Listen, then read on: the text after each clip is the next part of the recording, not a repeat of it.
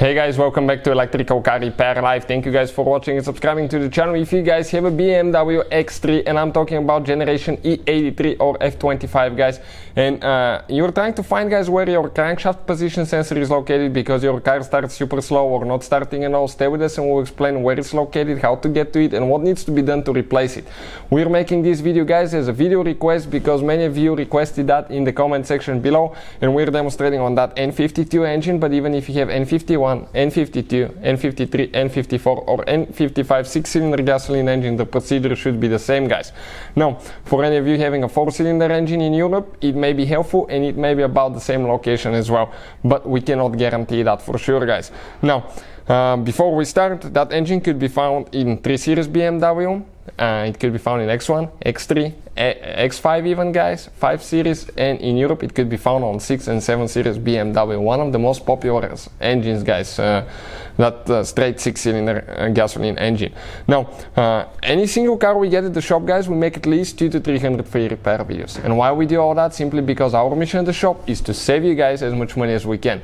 Another thing, all the tools and parts that we use guys, check out, we'll share the links in the description of the video below guys. Please don't forget to subscribe and like the video guys for all the work we do here at the shop, so we can save you guys as much money as we can. Now, things that we need to do guys. Okay, as you can see, we took the engine apart already, but before we guys explain what needs to be done, okay, 2 simple mistakes almost everybody guys makes, and those mistakes can cause you to fix things that can cost like thousands of dollars. Now, before you guys, okay, the crankshaft position sensor is located under the intake manifold. Intake manifold will need to come out. But before you start doing that, disconnect your car battery guys, because you will have a positive wire coming from the engine starter and the car battery and one in the alternator.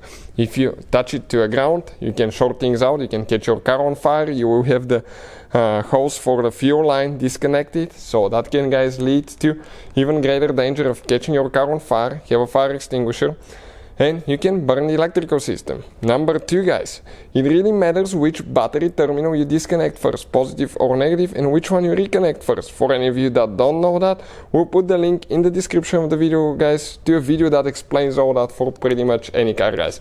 And the intake manifold guys, if you don't know how to remove it, we have a complete video on the N52 engine, how to remove it, and I'll try to put the link in the description of the video below as well, that explains how to remove the intake manifold on that BMW. Okay, so we don't waste your time for any of you just trying to find where the sensor is guys. All that being said, once you guys, okay, remove the intake manifold, check it out now. Okay, we're going to come like right here now. Okay, just trying to find a little bit of a, okay, perfect, I have a better angle. That sensor right here under the starter, this is your crankshaft position sensor. Make sure that this wire is plugged in all the way, okay, if you have problems with it. It could be a loose wire guys, okay. We pre-loosen ours because it's really hard to video and get it out, but there is one tooth holding only, okay, so we just gently pry it with a screwdriver and pull it out. Now, when you remove that sensor, if you have a bad sensor, clean all the dust, dirt and sand that you're going to have here and oil guys, because all that will end up in the engine and you can guys end up buying a new engine, okay, because all that dirt, dust and rocks will drop in the engine. Now, we clean it with a screwdriver and then we use the vacuum to clean everything, and now we are ready to remove it. The 2 that we'll be needing, okay, we'll be using that Torx, reverse Torx 12 socket. This is the socket there. And we'll just have 1 bolt that you need to remove. Again, make sure the car battery is disconnected guys, otherwise things can get really bad and you can burn the engine computer, electronic modules. We actually did that in the past and it cost us over $2,000, so you don't want that to happen to you guys. Now, this is the bolt, perfect. Now, what about underneath?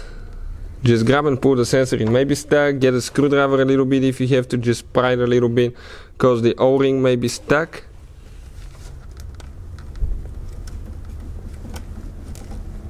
Okay, yep, it came loose, guys, right there. This is the O-ring that gets stuck, and this is the sensor itself. Okay, you can see this is it. That's what it looks like. That's how you guys remove it. Now, for any of you that need to replace it, we'll have the link in the description of the video below, but that's how you guys do it. Hopefully the video will be helpful. Thank you for watching, guys. Putting it together is practically in reverse order. We took it apart. Make sure you connect the wire all the way in. Thank you for watching, and see you guys next time.